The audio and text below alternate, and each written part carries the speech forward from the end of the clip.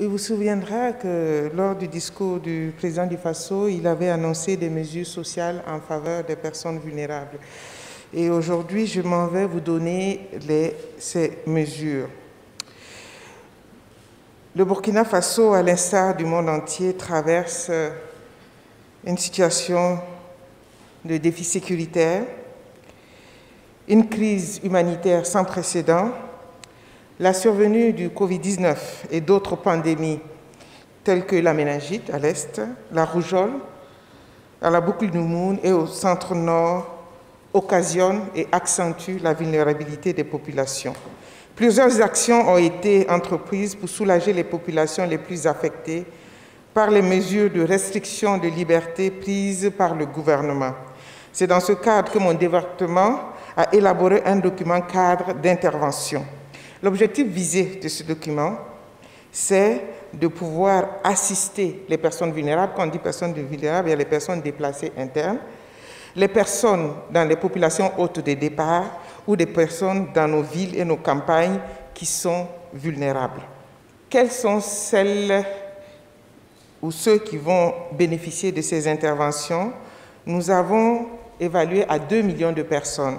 Sur les 2 millions de personnes, nous avons les personnes déplacées internes aujourd'hui qui s'élèvent à 850 000 personnes, les personnes vulnérables sur toute l'étendue du territoire, les femmes du secteur informel, les enfants en situation de rue, les personnes en situation de handicap, les personnes âgées, les détenus ayant bénéficié de la remise de peine à titre exceptionnel. L'accompagnement du ministère va consister à une assistance alimentaire par la distribution de vivres. Nous avons déjà commencé dans la région du centre hier. Nous allons commencer, plaise à Dieu, la semaine prochaine, fin de semaine prochaine ou début de l'autre semaine à cause de ravitaillement à Bobo, et nous allons les étendre au fur et à mesure, tout en sachant que les zones affectées par le défi sécuritaire continuent avec les partenaires à être ravitaillées pour permettre à ces personnes de vivre dignement au Burkina Faso. Nous avons aussi le cash transfert. Vous savez que la semaine dernière, l'Assemblée nationale a voté l'ordonnance sur le projet filets sociaux. Et dans ce projet, nous avons la composante 5 qui est la composante de ressources qui peuvent être allouées dans les mesures d'urgence telles que nous vivons aujourd'hui. Et nous avons demandé, avec nos partenaires qui sont d'accord, sur le déploiement de ces ressources, sur une opération de 3 000 ménages qui ont été affectés par les personnes vulnérables qui ont été affectées par cette maladie, qui est de l'ordre de 20 000 francs par mois sur 3 mois. En plus, bien sûr, de l'assistance alimentaire. Nous avons le cash transfert. Sur ce cash transfert, c'est sur Ouagadougou et Bobo d'abord, parce que ce sont les zones les plus affectées pour 20 000 ménages. Donc, nous allons faire 60% Ouagadougou et 40% Bobo, ce qui veut dire que nous aurons 12 000 personnes à Ouaga et 8 000 personnes à Bobo sur les femmes vendeuses de légumes et du secteur informel. Il faut aussi dire que nous avons la possibilité d'étendre ces cash transferts sur les zones rurales à 50 000 personnes.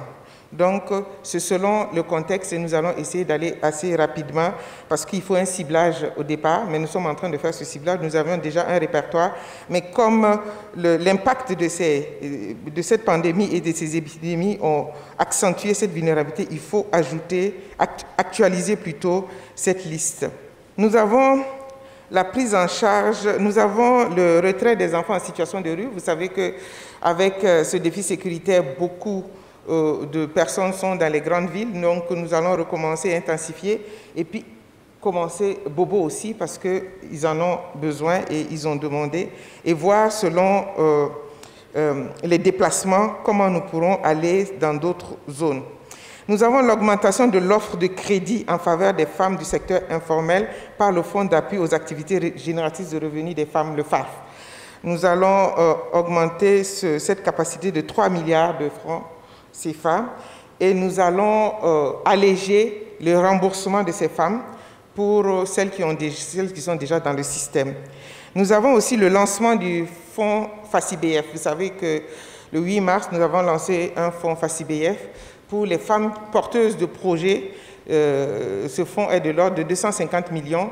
Donc, bientôt, vous allez avoir ce communiqué et toutes les femmes qui sont intéressées pour l'accompagnement de pour être accompagnées dans ce contexte pourraient le faire.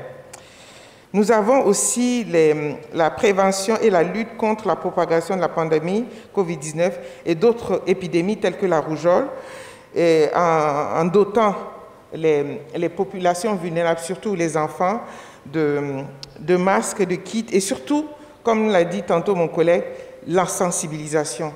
Comprendre que ce combat est d'abord personnel pour dire « ça ne passera pas par moi ».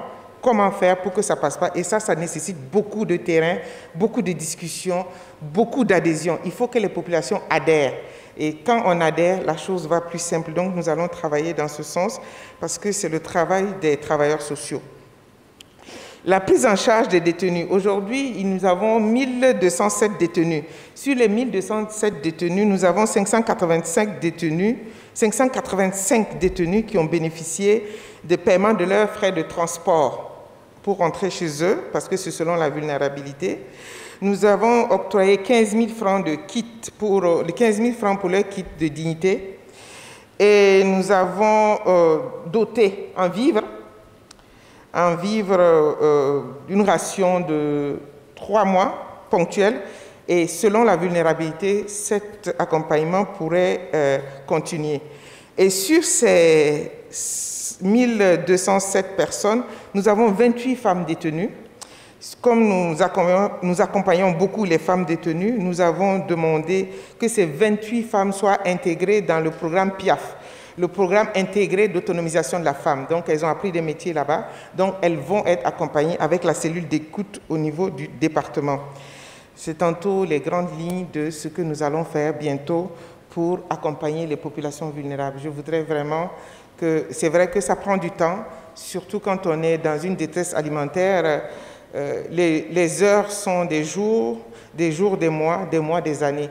Mais nous faisons, et nous avons eu instruction de son Excellence, le président du FASO, d'aller au plus vite, et nous allons essayer d'aller au plus vite pour répondre aux préoccupations des populations vulnérables. Je vous remercie.